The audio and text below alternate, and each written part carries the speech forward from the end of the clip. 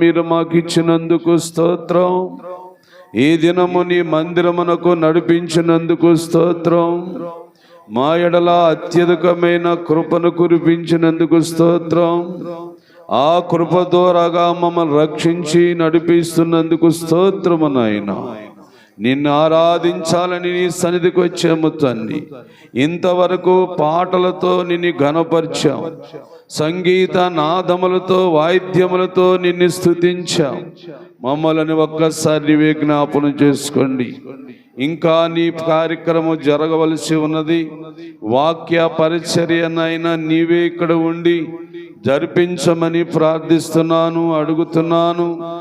ఆత్మతో సత్యముతో ఆరాధించే భక్తులకు నీ యొక్క వాక్కుల చేత, నీ బలమైన సందేశము చేత నీవే మమ్మల్ని అందరినీ దర్శించి దీవించి నీ నామానికి మహిమ కలిగించుకోమని, ఇంకా ఇంకా రావలసిన బిడ్డలు ఎవరైనా ఉంటే వారందరినీ ప్రేరేపించి నీ వద్దకు వచ్చినట్లుగా వారిని నడిపించమని, మా అందరితో మాట్లాడమని, ఆత్మదేవుడా నీ స్వరమనే వినిపించమని యేసు నామమున అడుగుచున్నాను తండ్రి. ఆమేన్.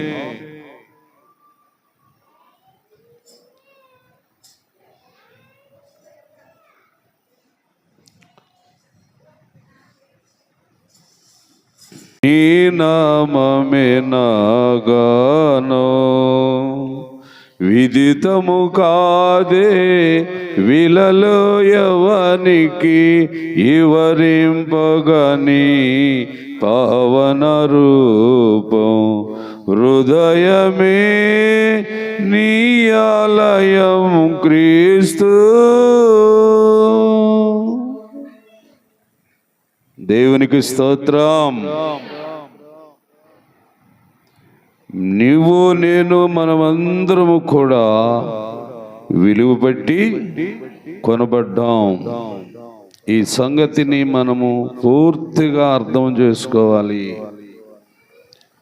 మనము విలువ లేని వారము కాము. మనమందరము విలువ పెట్టి కొనబడ్డాం, విలువ పెట్టి కొనబడ్డాం. నీ కొరకు నా కొరకు యేసు ప్రభు పరిశుద్ధ రక్తమును చిందించి వెల చెల్లించి మనలను కొన్నాడు. కొనబడిన నువ్వు నీ దేవుని కొరకు ఏం చేయాలో ఒక వాక్యాన్ని నేను చూపిస్తాను. అది మీరు కొంచెం జాగ్రత్తగా చదివి నాకు సహాయం చేయండి. ఏమండి? హెబ్రీయులకు రాసిన పత్రిక 11వ అధ్యాయము 5-6 వచనాలు చదువుదాం. విశ్వాసమును బట్టి హానోక్ అనే మనుష్యుడు ఈ లోకములో ఈ భూమి మీద బ్రతికిన వాడు మరణము చూడకుండా కొనుపోబడ్డాడంటండి. మరణము చూడకుండా బ్రతుకు నరుడు ఉన్నాడా? కానీ హానోకుకు మాత్రము మరణము లేదంటండి. ఎందుకు అంటే మరణము లేదు, అతడు విశ్వాసి.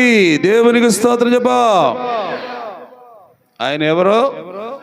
విశ్వాసి. విశ్వాసుకి మరణం ఉండదంట.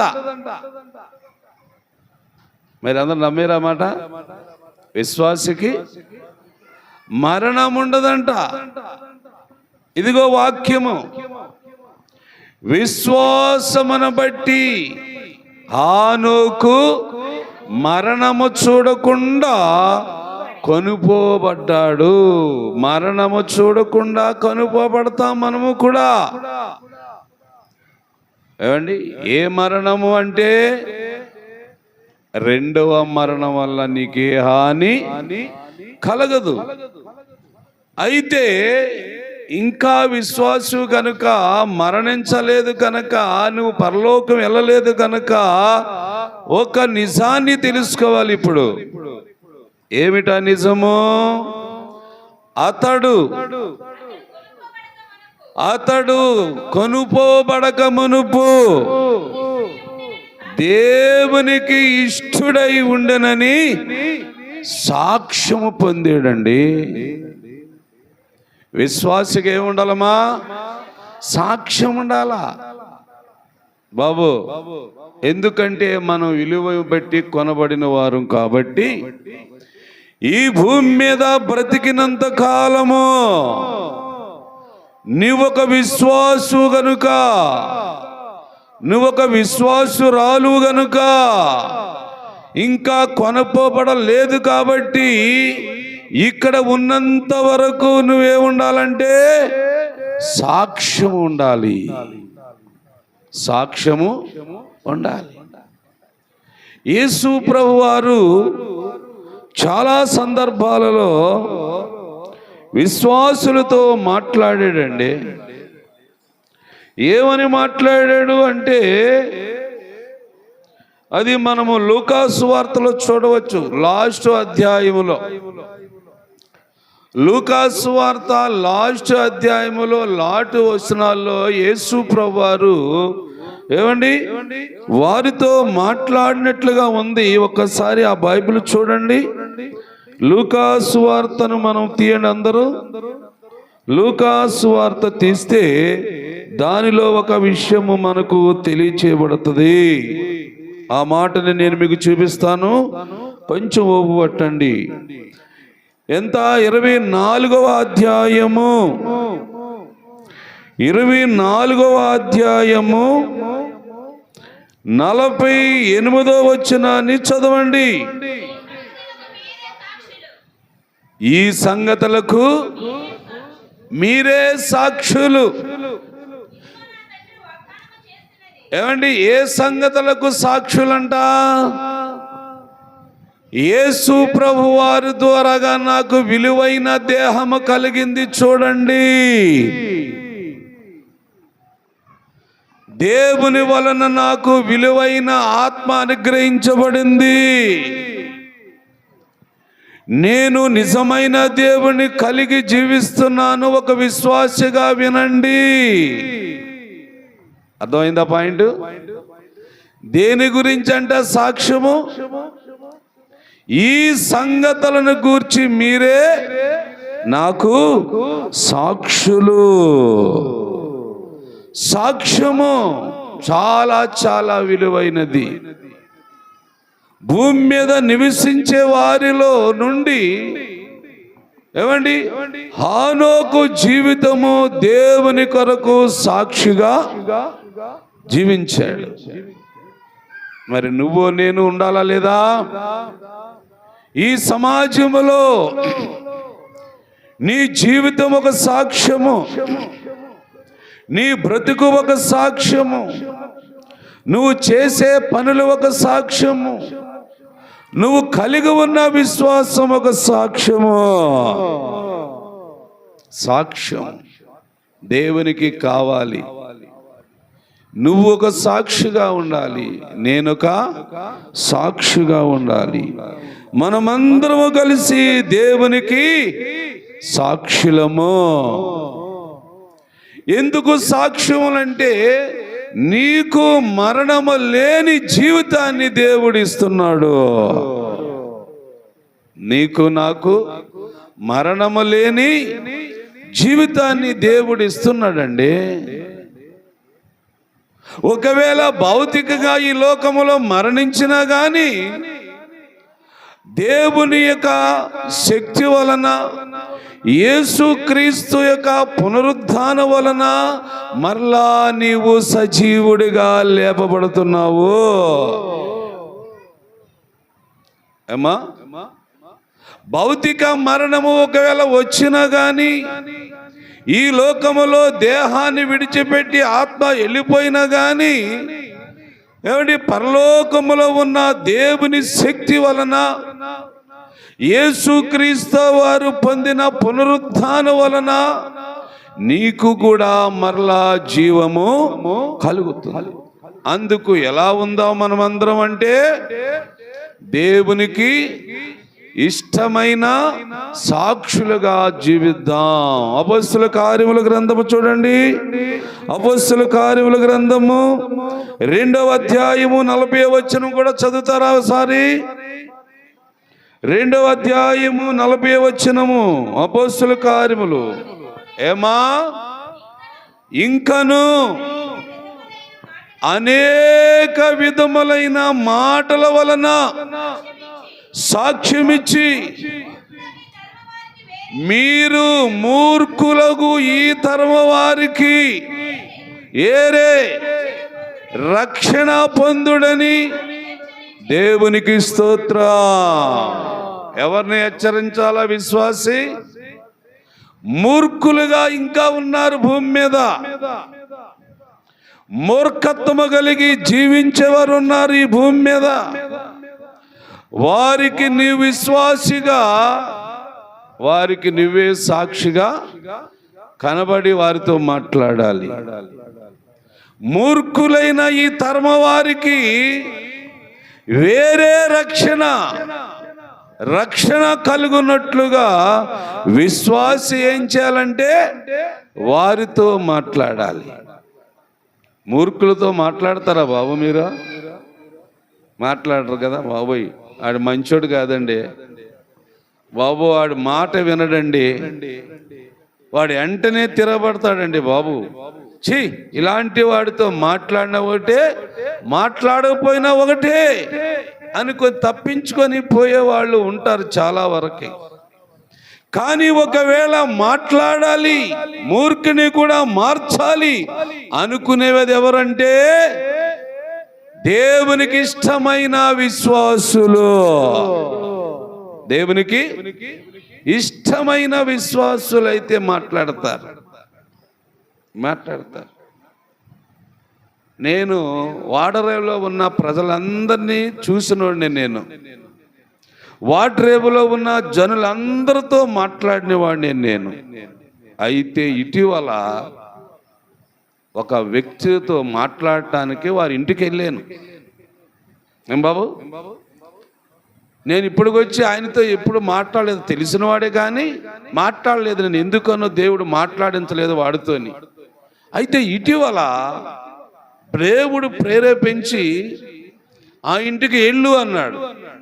వెళ్ళాను. నేను వెళ్తే ఇంట్లో ఒక అమ్మాయి కుర్చీ వేసింది. కూర్చున్నాను. కూర్చొని నా చేతిలో ఉన్న బైబిల్ ఆ అమ్మాయికి ఇచ్చాను. నేను అధ్యాయాలు వచనాలు గ్రంథం చెబుతూ ఉంటే ఆ అమ్మాయి చదువుతుంది. చదువుతుండగా ఆ ఇంటి యజమానుడు వచ్చాడు. ఇంటి యజమానుడు వస్తే నేనన్నాను, అన్నయ్య అన్నాను. నేను చూడండి ఎలా ఉందో. అన్నయ్య, నీతో ఒక మాట మాట్లాడాలి అన్నయ్య, ఇటు రా అన్న. అంటే ఆ ఇంటి యజమానుడు ఏమన్నాడు చెప్పండి? తమ్ముడు, నేను వినకూడదు, నేను వినను నీ మాటలు అని ఆయన ఇంటిని వదిలిపెట్టి మళ్ళీ బయటకు పోయాడండి.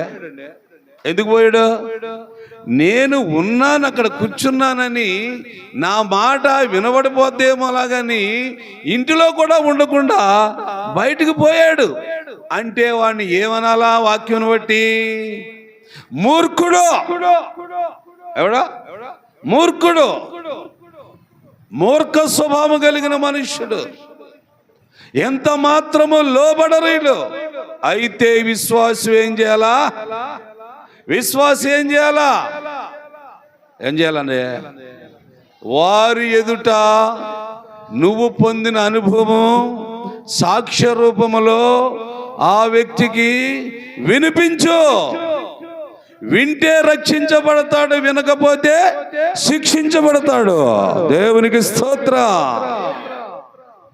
దేవుని బిడ్డలారా, ఒక విశ్వాసి, దేవుని బిడ్డ అంటే విలువ పెట్టి కొనుక్కున్న వ్యక్తి, నీ దేవుని కొరకు నువ్వు ఎలా నిలబడాలి ఈ భూమి మీద అంటే సాక్షిగా నిలబడాలి. సాక్ష్యాన్ని కోల్పోకూడదు, సాక్షిగా ఉండాలి. దేవుని వల్ల నువ్వు పొందిన మేలులన్నీ ఆ మూర్ఖులైన మనుషులకు చెప్తా ఉండాలి. చెప్తామా? చెప్పాలి. మీరు చెప్పకపోవటం వలన ఆ మూర్ఖులు, ఆ కఠినమైన హృదయం గల వారు మార్పు చెందట్లేదు. మీరేమనుకున్నారంటే వారు మూర్ఖులండి, మాట వినరండి అంటున్నావు. నో నో నో, మాట వినటానికి నీ మాట అది. ఏమండి, మాట వినకపోవటానికి నీ మాట అది. దేవుని మాట, దేవుని మాట నీ నోట పలుకుతే తప్పనిసరిగా ఎలాంటి మూర్ఖుడైనా వింటాడు. అంతకంటే భయంకర మూర్ఖుడు పూర్వకాలం మందు ఒకడు ఉండేవాడు. ఆడు ఎక్కడ ఉండేవాడు అంటే బబులోను అనే దేశములో ఉండేవాడు. వాడు భయంకరమైన విగ్రహారాధికుడు. నాకా చూడండి, ఆలస్యం అయిపోయింది కదా మీకు, చాలా టైం అయిపోయిందయ్యా. 2 ప్రసంగాలు అంటే ఒక ప్రసంగం చేయాలి, కానీ ఎన్ని ప్రసంగాలు చేసినా టైం అవ్వలేదు. అక్కడ ఆ టైం ప్రకారం ముగించేస్తాం.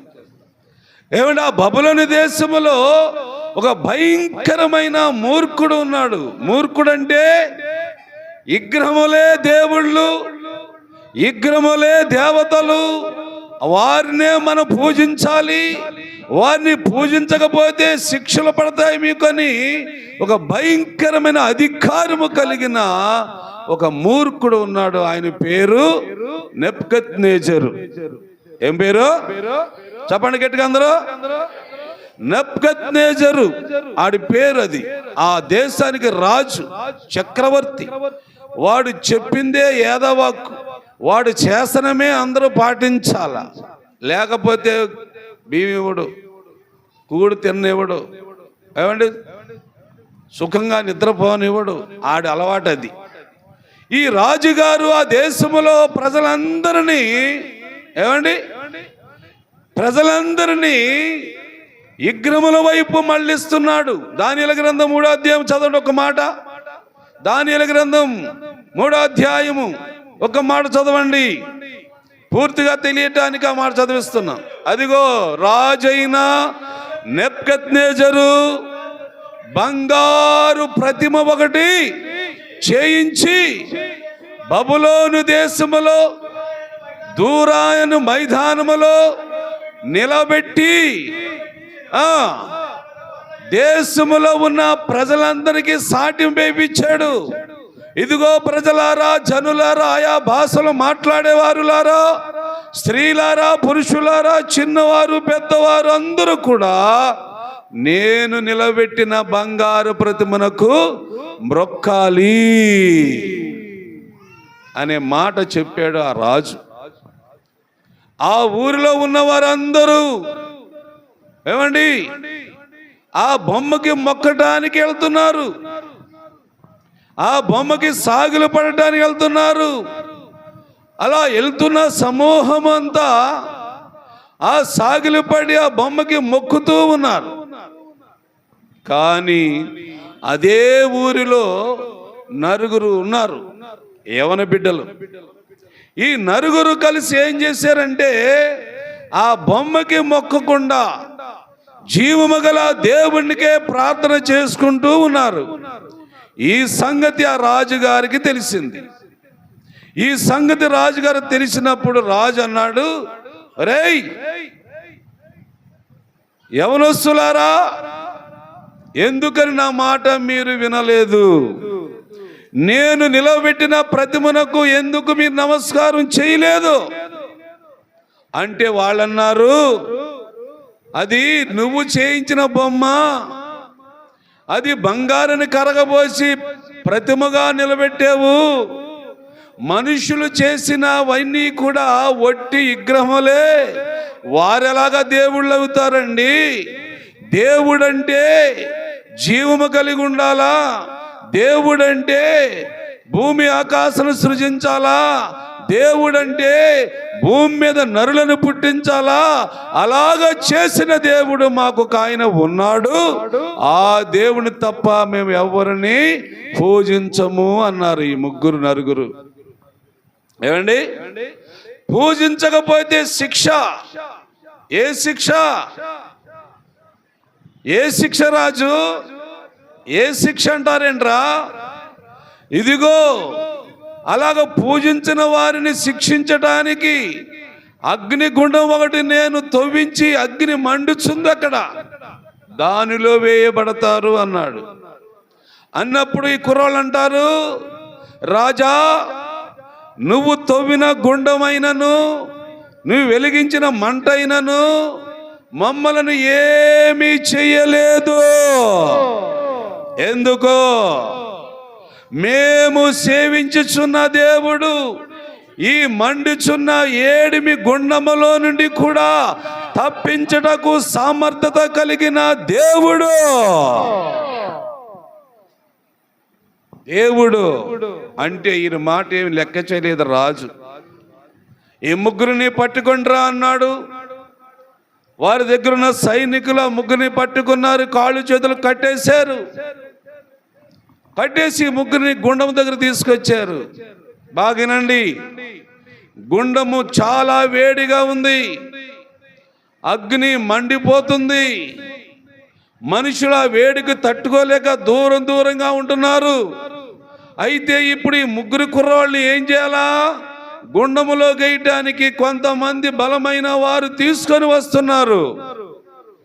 తీసుకొని వచ్చిన వారు గమనించండి దేవుని బిడ్డలారా, ఈ ముగ్గురిని బంధించి తీసుకొని వచ్చిన వారు ఏమయ్యారు, ఏం చేశారంటే ఈ ముగ్గురిని గుండంలో తోసేశారు.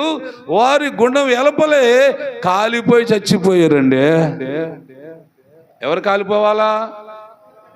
గుండములో పడిన వారు కాలిపోవాలా? ఏమంటే గుండము ఎలపట ఉన్నవారు బ్రతకాల. అక్కడ ఏం జరిగింది? గుండములో పడిన వారేమో సజీవులుగా తిరుగుతున్నారు, ఆ అగ్నిగుండం ఎలపట ఉన్నవారేమో కాలి చనిపోయారు. దీనికి కారణం ఏంటి? అలాగా చూస్తున్నారు రాజు. ఏమిట్రా మీరు గుండములో వేయమని నేను చెబితే మీరు కాలిపోయి భూమి చచ్చిపోయారేంట్రా?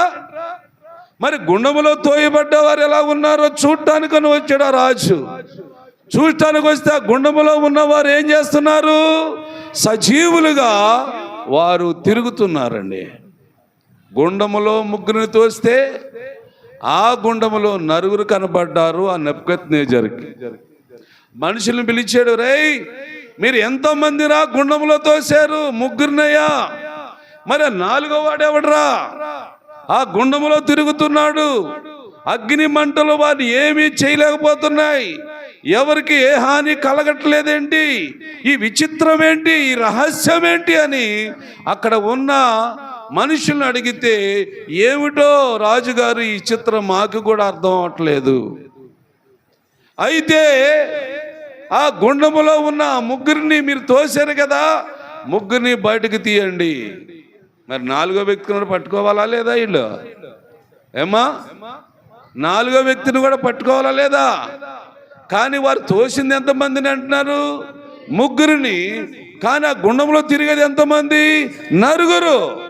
ఆ నలుగురిలో ఒక ఆయన ఎవరంటే అగ్ని మంటలను పుట్టించిన వాడు, అగ్ని మంటలను ఆర్పినవాడు, అగ్ని చల్లార్చినవాడు, అగ్ని వల్ల ఏ హాని కలగకుండా తన బిడ్డలను కాపాడుకునే దేవుడు సజీవుడు.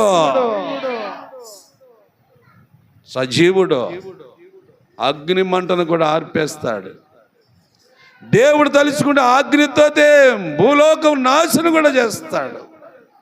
దేవుడు ఎవరనుకుంటున్నారు మానవులారా? దేవుడు ఎవరనుకుంటున్నారు మనుషులారా? మీరు చెప్తారా? నేను చెప్పనా? మీరు చెప్తారా? నేను చెప్పనా? మీరు అది చెప్పరు, ఆ మాట కూడా ఒప్పుకోరు. దేవుడు ఎవరు అంటే దహించే అగ్ని. అగ్ని మంటలను కూడా ఆర్పగలిగిన దేవుడు శక్తిమంతుడు. భూలోక సంబంధమైన అగ్ని మంటలను చల్లార్చేసే దేవుడు. ఏమండి, అగ్ని మంటలను చల్లార్చేడా లేదా? ఆ ముగ్గురు బయటకు వచ్చేరా లేదా? వచ్చిన వారిని రాజు ఏం చేస్తున్నాడు? పరీక్షిస్తున్నాడు.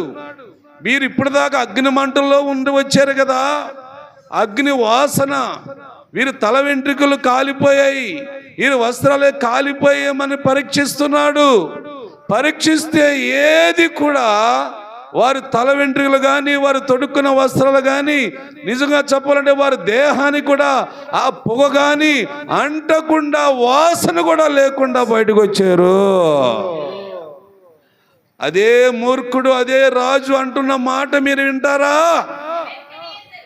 నెబుకద్నెజరు మరలా అంటున్నాడు, తన మనసు మార్చుకున్నాడు, తన అభిప్రాయం మార్చుకున్నాడు, తన అలవాటు మార్చుకున్నాడు, తను నిలబెట్టిన ప్రతిమను పూజించడం మార్చుకున్నాడు. ఇప్పుడు అంటున్నాడు నెబుకద్నెజరు ఏమని? శద్రకు మేషకు అబేద్నెగో అనే వారు దేవుడే దేవుడు. తప్పడు కొట్ట దేవునికి ఘనత కలగాలి. దేవునికి స్తోత్రం. ఏమండి? అదే మూర్ఖుడు మాట్లాడుతున్నాడు ఏమని? ఏమండి? శద్రకు మేషకు అబేద్నెగో అనే వారు దేవుడే, పూజకు అర్హుడు. ఆయన తన దూతను పంపించి తన ఆశ్రయించిన శద్రకు మేషకు అబేద్నెగో అనే వారిని రక్షించాడు. తమ దేవునికి తప్ప ఇక ఎవరికి నీ నమస్కారము చేయరు. ఈ సాక్ష్యము మా నయమాన్ గారు చెప్తే బాగుండండి. అవునా? ఈ సాక్ష్యము నయమాన్ గారు చెప్తే బాగున్నా బాగోదా? ఈ వాక్యము కూడా నయమాన్ గారి చేత చెప్పించాలి. ఏదో ఒకరోజు చెప్పిస్తా. ఎందుకంటే ముందు ఎక్కువగా బొమ్మలు నిలబెట్టేది ఆయనే. నీ వెనకాల ఉంటాడు కమలాకర్, జాగ్రత్త. బొమ్మలు నిలబెట్టి ఏం చేసేవాడు? భజన చేసేవాడు, ధూపం వేసేవాడు, వాడికి టెంకాయలు కొట్టేవాడు, సాంబ్రాణి కట్టి వెలిగించేవాడు. అవునా లేదా? అడుగో మీకు కనబడుతున్నాడా? వద్దులేండి, వెనక చూడక మెళ్ళ తిరిగిపోతాయి. ఏమండి? ఆనాడు కూడా ఇలాంటి పనులు చేసే నెబుకద్నెజరు మూర్ఖుడు. బొమ్మలే దేవుడని, బొమ్మలే పూజించాలని దేశమంతటికి చెప్పిన వాడండి ఆయన. ఈ ముగ్గురు ఇచ్చిన సాక్ష్యము ఏమైంది? ఇప్పుడు రాజుగారినే మార్చేసింది. దేవుడికి స్తోత్రం. ఆ రాజుగారి కిందన మనుషులు ఏమవుతారు? ఏమండి? ఇక అదే రాజు చెబుతున్నాడు, కాగా నేను ఒక శాసనమును పుట్టిస్తున్నాను. ఏమనగా, ఈ విధముగా రక్షించుటకు సమర్థుడగు దేవుడగు ఏ దేవుడును లేడు. ఏ దేవుడు? మరి ఏ దేవుడు ఉన్నాడు? ఏమండి? నువ్వు ఇన్నాళ్ళు బట్టి ఎరగని దేవుడు, నీవు ఇన్నాళ్ళు బట్టి తెలుసుకొని దేవుడు, నీవు ఇన్నాళ్ళు బట్టి నమ్ముకొని దేవుడు ఉన్నాడు. ఒక దేవుడు. ఆయనే భూమిని ఆకాశమును సృష్టించిన వాడు, సూర్య చంద్ర నక్షత్రములను కలగజేసిన వాడు, నేల మట్టితో నరులను చేసి నాసికరంద జీవవాయువును ఊది మనుషులుగా పుట్టించిన వాడు. ఆ దేవుడు తప్ప వేరొక దేవుడు లేడని రాజుగారు చెప్పటము, దేశ ప్రజలందరూ వినటము, అక్కడి నుంచి దేశానికి ఏం పట్టింది? యెహోవాయే దేవుడు, యెహోవాయే దేవుడు. ఏ నోట పలికినా అదే మాట వినబడుతుంది, ఏ స్త్రీ మాట్లాడిన అదే మాట చెబుతుంది. ఏ చిన్నవాడు, ఏ యవనస్తుడు, ఏ ముసలివాడిని అడిగినా యెహోవాయే దేవుడు అంటున్నాడండి. ఇది ఎలా జరిగింది?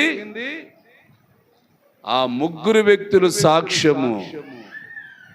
శద్రకు, మేషకు, అబేద్నెగో అనే వారు. ఈ పేర్లు కూడా ఆ దేశపు దేవతల పేర్లు పెట్టాడు రాజు. ఈ ముగ్గురికి కూడా ఆ దేశపు దేవతల పేర్లు పెట్టి పిలుస్తున్నాడు వీళ్ళని. ఆ పేర్లు అసలు పేర్లు వీళ్ళు కాదవి. దేవుని బిడ్డలారా వినండి, పేర్లు ఏదైతే హృదయాలు మారే కదా, పేరు ఏదైతేనేమి మనసు మారింది కదా, పేరు ఏదైతేనేమి నిజమైన దేవుని నిరూపించారు కదా. చెప్పండి, నిరూపించారు. మరి నువ్వో నీ వాడ్రేవు గ్రామంలో మాట్లాడవా? నీ వాడ్రేవు ఉన్న ప్రజలతో నువ్వు చెప్పవా? నీకు తెలిసిన వారే కదా అందరూ. నువ్వు ఒకప్పుడు అలాగే కదా అన్ని చేసావు, అన్ని వదిలేసావు కదా. ఇప్పుడు ఎవరు తెలుసుకొని అన్ని వదిలేసావు అంటే జీవం గల దేవుని తెలుసుకొని అన్ని వదిలేసావు.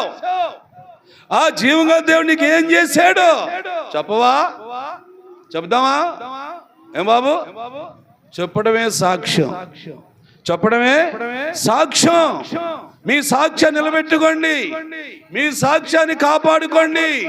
ఈ సమాజమే కాదు, మీ గ్రామాలు ఏ ఊర్లోనే సరే, మీరు ఎప్పుడైనా అప్పుడప్పుడు ఊర్లకు వెళ్తారు కదా, అక్కడ మాట్లాడండి, అక్కడ చెప్పండి, వారికి వివరించండి. ఇదిగో యేసు ప్రభు రక్షించాడు, యేసు ప్రభు నన్ను మార్చాడు. నేను ఒకప్పుడు త్రాగిపోతును, నేను ఒకప్పుడు భయంకర పాపంలో ఉన్నవాడును, నేను ఒకప్పుడు భయంకర విగ్రహారాధన చేశాను, మోగ బొమ్మలకు దండాలు పెట్టాను, సాగిలి పడ్డాను, పలహారాలు ఇచ్చాను, ఏమి ప్రయోజనం లేదని చెప్పండి అయ్యా. మీకు పుణ్యం ఉంటది అమ్మా, చెప్పండి, మీకు పుణ్యం ఉంటది. నాశనం అయిపోతున్నారు ఆ ప్రజలు, నాశనం వచ్చేస్తుంది వాళ్ళ మీదకి, దేవుని ఉగ్రత వచ్చేస్తుంది వాళ్ళ మీదకి. దేవుని ఉగ్రత పడక ముందే నువ్వు నేను మనమందరము కొంతమందినైనా యేసు వైపునకు మళ్ళిద్దాం, యేసు దేవుని వైపునకు మళ్ళిద్దాం. నీ సాక్ష్యం కావాలి ఇప్పుడు, నీ సాక్ష్యం కావాలి ఇప్పుడు. దేవుడు కోరుచున్నాడు. నువ్వు సాక్షిగా నిలబడితే దేవుడు ఏం చేస్తాడు? నీకు మరణము లేకుండా ఎప్పుడు సజీవుడిగా ఉండే అవకాశం ఇస్తున్నాడు. అలా ఇచ్చే దేవుడితో మన ప్రయాణము కొనసాగునట్లు పరిశుద్ధాత్మ దేవుని సహాయం మీ అందరికీ కలుగునుగాక. దేవుడి వాక్యాన్ని దీవించునుగాక. సాక్ష్యములు ఎవరైనా ఉంటే రండి. సాక్ష్యాలు ఎవరైనా ఉన్నారా? ఎవరు లేరా? ఉంటే లేచి రండి, నిలబడండి.